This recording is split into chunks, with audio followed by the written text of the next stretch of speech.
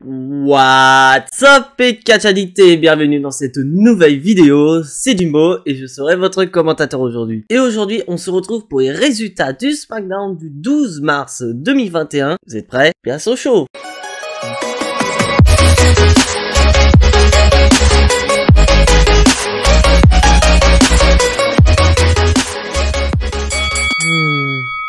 Bon, est-ce que vous avez aimé ce SmackDown? Bah, moi personnellement, je l'ai bien aimé en fait. Parce que tout simplement, voilà, la route pour Fastlane est enclenchée. Nous avons notre main event du côté de SmackDown. Nous avons le retour de notre champion intercontinental. Nous avons le retour du Kevin Owens Show.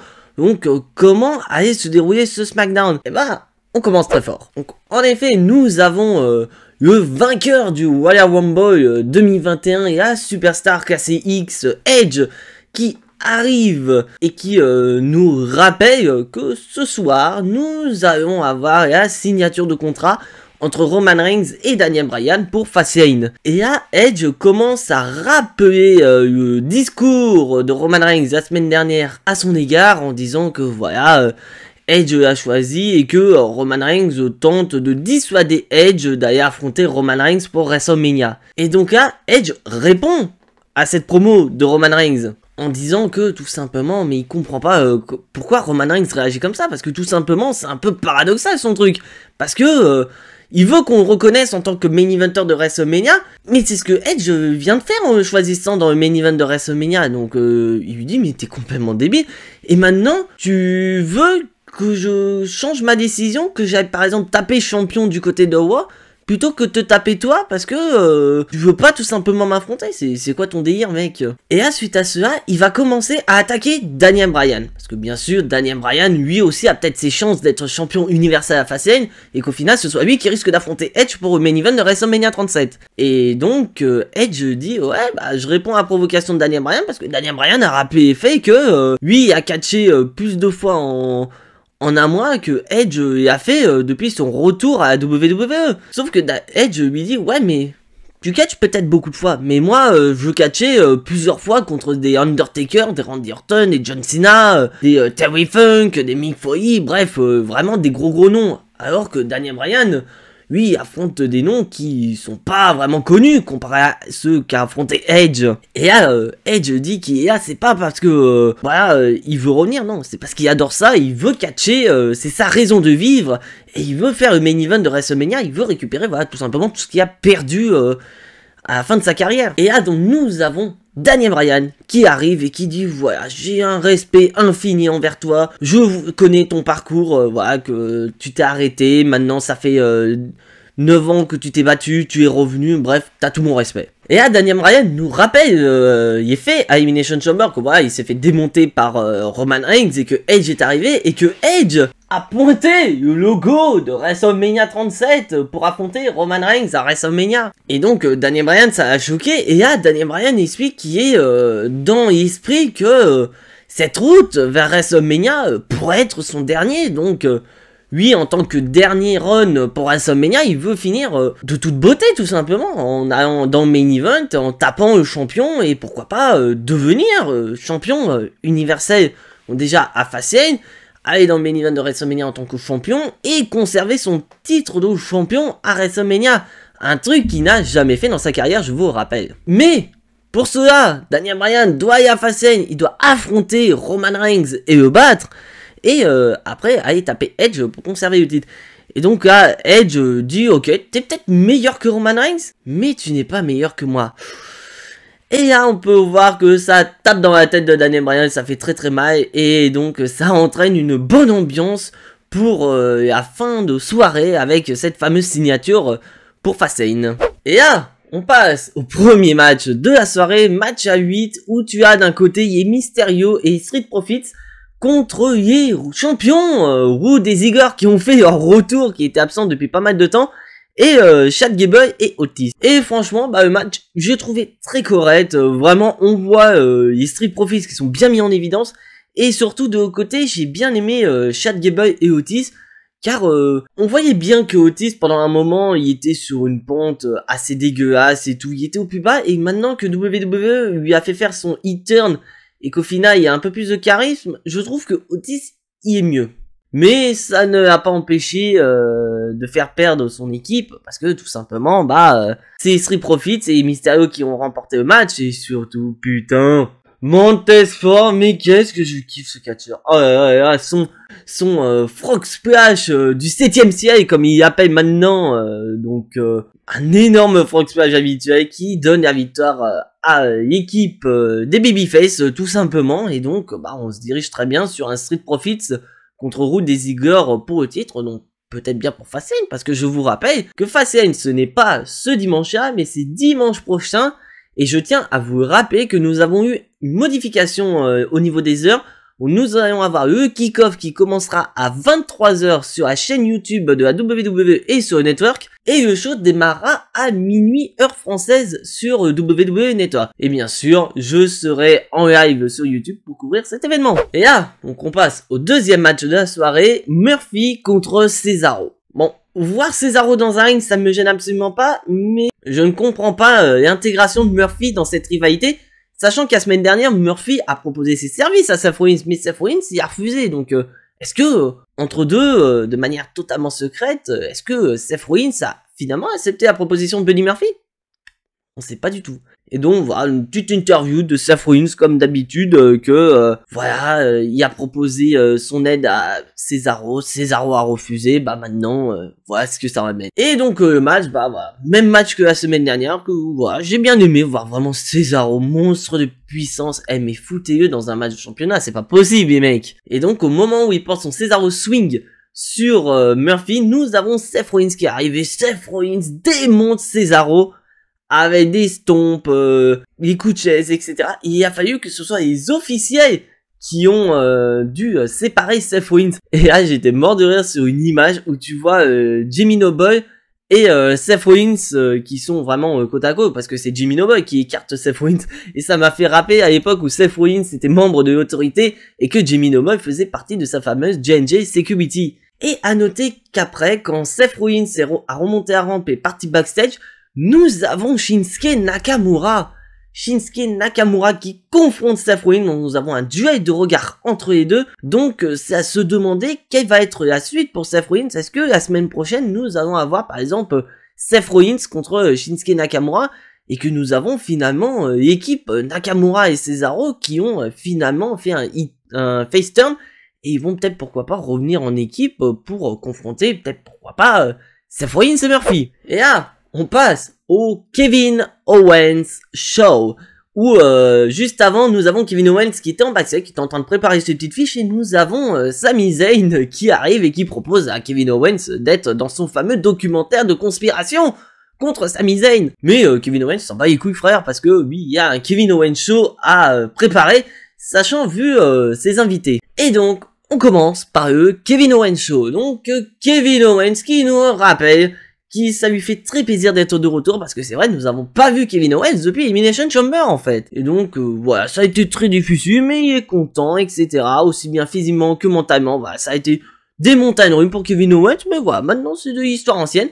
Et il demande à son public d'accueillir la gagnante du Royal Rumble, Bianca Belair, et la championne de SmackDown, Sasha Banks. Et là, Kevin Owens nous rappelle certains faits, comme notamment à WrestleMania 23 à l'époque où Shawn Michaels et John Cena étaient aussi bien champions par équipe, mais ils devaient tous les deux s'affronter dans un main event de WrestleMania. Et donc Kevin Owens rappelle que à Fastlane, Bianca Belair et Sasha Banks peuvent devenir championnes par équipe en battant Nia Jax et Shayna Baszler, mais aussi être à la fois challengeuse pour le titre de SmackDown du côté de WrestleMania. Parce que Bianca Belair a pris sa décision, elle va affronter Sasha, mais je vous rappelle. Donc, elles peuvent être à la fois coéquipières, mais aussi ennemies. Donc, Kevin Owens demande un petit peu leur ressenti par rapport à ça. Et donc, Sasha Banks commence à parler, et là, elle va rappeler au fait de Reginald. Oui, Reginald, je vous rappelle que la semaine dernière, il s'est fait quand même virer par Carmella, et il a commencé à s'intéresser du côté de Sasha Banks. Et donc, Sasha Banks rappelle, Reginald, il a eu un crush avec moi, mais ça marchait pas tout simplement. Et donc, on passe sur une promo, voilà, de auto-promo de Sasha Banks en disant que, voilà, c'est à Michael Jordan de la division féminine de SmackDown. Elle en a remporté des titres. Elle a déjà été championne individuelle et en même temps championne par équipe. Oui, parce que l'année dernière, c'est ce qu'elle a fait. Elle était championne de Raw et aussi championne par équipe avec Bayley. Donc, elle est habituée à ce genre de situation. Alors que Bianca Belair, ça lui est complètement inconnu. Elle a jamais remporté de titre à la WWE. Elle le rappelle bien, Sasha Banks. Donc, elle est en gros il y a Braun James, Bianca Belair. Mais Bianca Belair dit, ouais, mais n'oublie pas, meuf, j'ai remporté Royal Rumble. Mais Sasha Banks lui dit, ouais, mais t'as remporté Rumble parce que j'étais pas dedans. Parce que en tant que championne, je vois pas l'intérêt d'aller dans le Royal Rumble. Mais j'aurais été dans le Royal Rumble, je t'aurais éliminé, c'est moi qui aurais gagné le Royal Rumble. Donc voilà, vraiment des petites sessions, voilà, d'auto-promo et elle dit que voilà, à WrestleMania, elle arrivera avec les 2 ceintures et elle repartira de WrestleMania avec les 2 ceintures. Et donc là, on passe au match et c'est pour moi le flop total de la soirée. Bianca Belair et Sasha Banks contre Tamina et Natalya. Et donc à noter que nous avons les championnes qui sont présentes avec Regina. Et sachant que avant ce match et avant même Kevin Owens Show, nous avions eu une petite vidéo où nous avons eu Regina qui se fait payer une après-midi shopping par Nia Jax et Shayna Baszler qui s'en pète royalement.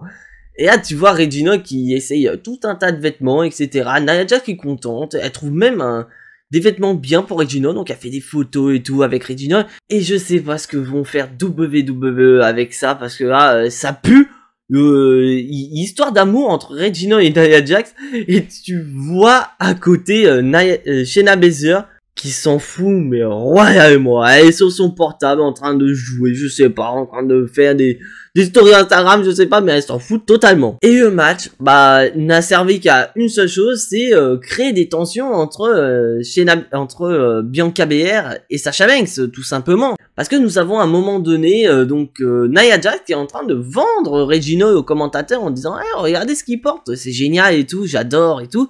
Et nous avons Sasha Banks qui va confronter Regina. Et donc au final, nous avons une interaction entre Sasha Banks et Regina qui monte dans le ring, ce qui distrait Bianca Belair et ce qui permet à Tamina et Natalya de remporter le match. Où nous avons Tamina et Natalya qui viennent de remporter l'une des plus grosses victoires de leur carrière parce qu'elles ont ni plus ni moins battu la gagnante du Royal Rumble 2021, mais aussi la championne de SmackDown. Et donc, on voit clairement que tout ça, c'est pour créer quelque chose. C'est pour créer des tensions entre Sasha Banks et Bianca Belair, et peut-être que cette tension va les empêcher de devenir championne à Fastlane, et on aurait peut-être, pourquoi pas, un e-turn, je pense, de Sasha Banks sur Bianca Belair, qui sait. Et là, nous passons au retour du champion intercontinental Big E, mais qui arrive dans un état pas possible. Il y a un bras dans une écharpe, il y a une jambe bousillée, il y a une protection au niveau du cou, mais vraiment comme si le mec il s'était fait passer un énorme tabac, et vraiment il cherchait peut-être pourquoi pas à vendre l'attaque d'Apollo Crews, qu'au final, champion intercontinental, il va peut-être avoir du temps pour récupérer. Eh ben non, parce que Big E c'était du cinéma, parce qu'il a tout retiré, il est opérationnel et tout. Et là, il va parler de Apollo Crews en disant que, voilà, Apollo Crews, il m'a attaqué et tout, mais regarde ce que ça a mené, tu as ouvert la boîte de Pandore, on est arrivé sur un point de non-retour, mec. Donc, tu veux mon titre de champion intercontinental, tu veux un match pour le titre intercontinental, ok, tu l'auras. Je vais te donner ce match, je vais te le donner maintenant, vas-y, ramène ton cul, je vais te défoncer. Et là, d'un coup, Apollo Crews, il arrive absolument pas. Donc, Big E, ça fait chier, quoi, il dit, c'est qu'un lâche et tout. Dans ce cas, je vais faire revenir mes Open Challenge. Donc Big E fait un Open Challenge pour son titre de champion intercontinental. Et nous avons le roi Corbin qui arrive. Oui, le roi Corbin, mais qui est pas en tenue de catch. Il est dans un costard à 10 000 $, et il le dit lui-même. Je suis pas vraiment habillé pour ça, parce que j'ai quand même un costard à 10 000 $. Mais vu ce que tu proposes quand même le titre intercontinental en jeu. J'ai la possibilité d'être champion intercontinental. Je vais peut-être, pourquoi pas, bousiller ma tenue à 10 000 $ pour le titre de champion intercontinental. Et là, d'un coup, nous avons Sami Zayn qui arrive, donc, avec sa clique de caméraman, etc. Et il dit, non, c'est moi qui dois y aller. C'est le match que j'attendais, voilà, depuis tant que je veux un rematch pour le titre de champion intercontinental. Voilà, c'est mon occasion, laisse-moi faire. En plus, ça va être le bouquet final pour mon documentaire. Et donc là, comme les deux veulent être challenger à l'Open Challenge, Big E propose un petit jeu. Il leur dit, voilà, le premier qui monte dans le ring a le match. Et bien sûr, c'est Sami Zayn qui a, mais Sami Zayn il se fait démonter dès le début. Et donc, on est passé au match entre Big E et Sami Zayn. D'ailleurs, beau match de Big E et Sami Zayn, j'ai bien aimé. Et le match se termine par Big E qui finit par remporter le match et donc conserve son titre de champion intercontinental. Et donc, suite à cette victoire de Big E, bah, nous avons finalement Apollo Crews qui arrive. Apollo Crews qui démonte Big E. Big E, voilà, qui est totalement KO. Et nous avons donc Apollo Crews qui est sur les escaliers en acier en plein milieu du ring. Vraiment, style comme il y a depuis quelques semaines. Le riche gars du Nigeria, voilà, d'une famille très très riche, etc. Et on nous informe que Big E défendra son titre de champion intercontinental face à Apollo Crews lors de Fastlane. Donc rassurez-vous, vous aurez droit au Jimbo Gnostic et prono de Jimbo sur Fastlane la semaine prochaine. Et maintenant, nous passons au main event, moment de la soirée, la fameuse signature de contrat entre Daniel Bryan et Roman Reigns. Et donc nous avons voilà Roman Reigns comme habitude, comme il met t-shirt. Bon, je suis désolé, moi c'est ancien t-shirt, je n'ai pas encore une t-shirt la tête de la table, mais Roman Reigns voilà, il fait comme son t-shirt, il se met au bout de table. Et donc nous avons Roman Reigns qui n'a pas l'air très motivé à signer le contrat pour Fastlane. Il cherche vraiment à se dégager de ce match en disant que voilà, il y a quelques semaines j'étais motivé à te donner ce match, mais maintenant ça m'intéresse absolument pas.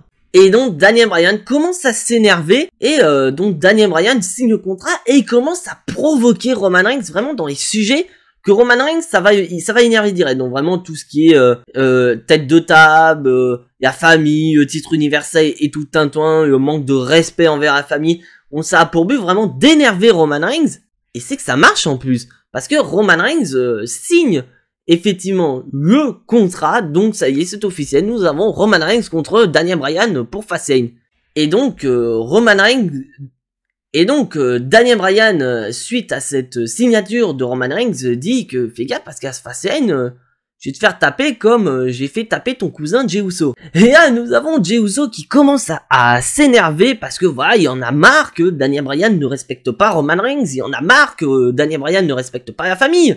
Donc, Jey Uso propose un match la semaine prochaine entre Daniel Bryan et Jey Uso et Jey Uso, s'il gagne, bah il deviendra le spécial enforcer. Donc c'est-à-dire grosso modo un deuxième arbitre dans ce match. Donc c'est-à-dire que à Fastlane, on aura donc l'arbitre principal, mais on aura aussi un deuxième arbitre. Donc Jey Uso se propose d'être le deuxième arbitre. Et donc bah suite à cette annonce, bah, nous avons Edge qui arrive, qui dit ok Jey, mais par contre très bonne idée, mais moi je surenchéris ton idée. Donc comme ça fait pour la première fois depuis 11 ans, je vais catcher à SmackDown et je vais t'affronter la semaine prochaine et le vainqueur deviendra le deuxième arbitre. Et donc Adam Pearce officialise ce match, donc je pense que ça va être le main event de la soirée la semaine prochaine, je pense que ça va être le cas. Nous avons Jey Uso contre Edge et le vainqueur deviendra deuxième arbitre dans le match entre Roman Reigns et Daniel Bryan pour le titre universel. Donc bien sûr, ce n'est pas une nouveauté, c'est vrai que la dernière fois qu'on a eu ça, c'était, je crois de mémoire, à Clash of Champions 2018, oui, si j'ai bonne mémoire. C'était Shane McMahon et Daniel Bryan qui étaient deux arbitres dans le match avec Shinsuke Nakamura et Randy Orton d'un côté et Sami Zayn et Kevin Owens de l'autre. Et à ça part en bagarre générale et tout. Daniel Bryan parvient à éjecter Jey Uso et il veut s'en prendre à Roman Reigns. Mais Edge balance Daniel Bryan en disant non, hey, Roman il est à moi, toi t'as Jey. Et là donc Edge parvient à expulser Roman Reigns et nous avons Daniel Bryan qui porte son Ronini sur Edge. Et donc le show se termine avec Edge au sol et Daniel Bryan qui célèbre. Donc on a beaucoup de questions qui peuvent se poser pour Fastlane parce que je pense que personnellement ça va être Edge qui va remporter le main event de SmackDown et c'est lui qui va être deuxième arbitre pour Fastlane. Mais je pense que Edge s'il gagne ce match et qu'il va à Fastlane, je pense pas qu'il va être neutre dans cette histoire. Je pense qu'il va se rappeler de ce coup de genou de Daniel Bryan, je pense. Dites-moi dans les commentaires, je suis très curieux de connaître votre avis. Mais moi, c'est comme ça que je vois les choses. Parce qu'on voit clairement que WWE cherche, pourquoi pas, de nous faire une petite tentative de triple threat match entre Roman Reigns, Edge et Daniel Bryan en plein milieu. Je sais pas pourquoi, mais ça sent le triple menace à planer. Je sais pas pourquoi, mais c'est mon instinct de catch addict qui dit ça. Et comme vous savez, le catch n'est pas objectif, vous avez l'espace commentaire qui est fait pour, donc dites-moi si vous sentez la même chose que moi, est-ce qu'on se dirigerait pas sur un triple menace à WrestleMania. Donc voilà, c'est tout pour les résultats de SmackDown. Si bien sûr tu n'es pas abonné à la chaîne, je t'invite à t'y abonner juste ici, à activer la petite cloche pour être notifié des prochaines vidéos et surtout, y lâcher un maximum de pouces bleus qui font plaisir à la chaîne. Et on se retrouve demain pour une nouvelle vidéo. Mais en attendant, soyez tous très fiers d'être des catch addicts. Et n'oubliez pas que catch c'est la vie, que catch vie. C'était Jimbo, je vous fais à tous des bisous et à la prochaine.